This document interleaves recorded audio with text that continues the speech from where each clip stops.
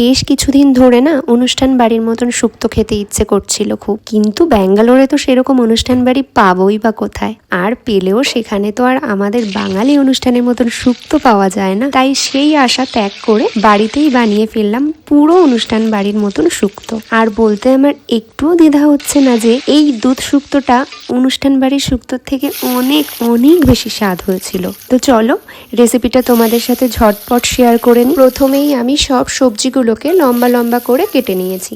তারপর কড়াইতে বেশ খানিকটা তেল দিয়ে এক এক করে সব সবজিগুলো ভেজে তুলতে হবে, সাথে বড়িগুলোকেও লাল লাল করে ভেজে নিতে হবে। তারপর সর্ষে, পোস্ত, কাজু বাদাম দিয়ে একটা পেস্ট বানিয়ে নেব। এবার ওই ভাজা তেলে একটা তেজপাতা, 1 চামচ 5 ফোড়ন দিয়ে একটু ভেজে নিয়ে ওই মশলাটা দিয়ে দেব। আর ওই মশলার বাটিটা ধুয়ে সামান্য একটু জল অ্যাড করব। তারপরে ওই ভাজা সবজিগুলো সব মশলাটার মধ্যে দিয়ে কিছুক্ষণ ভালো করে নাড়িয়ে চাড়িয়ে কষিয়ে নেব।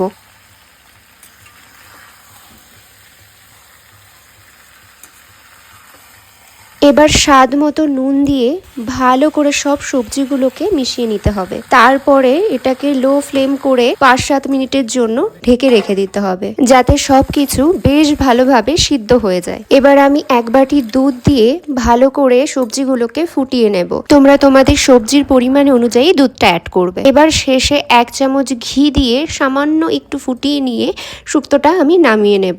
শুক্তোর গ্রেভিটা ঠিক এইরকম ঘনত্বে রাখলেই শুক্তোটা খেতে বেশি ভালো লাগে। তোমরা চাইলে এর থেকে আর একটু পাতলাও রাখতে পারো, তো আমি এরকমই রেখেছি। এবার নামানোর পরে আমি সামান্য আর একটু ঘি দিয়ে এটাকে আমি সার্ভ করব ভাতের সাথে। আর বিশ্বাস করো, এটা খেতে সত্যি অসাধারণ হয়েছিল। আমি তো আবার বানাবো। তোমরা পারলে একবার ট্রাই করো, আশা করি তোমাদেরও ভীষণ পছন্দ হবে।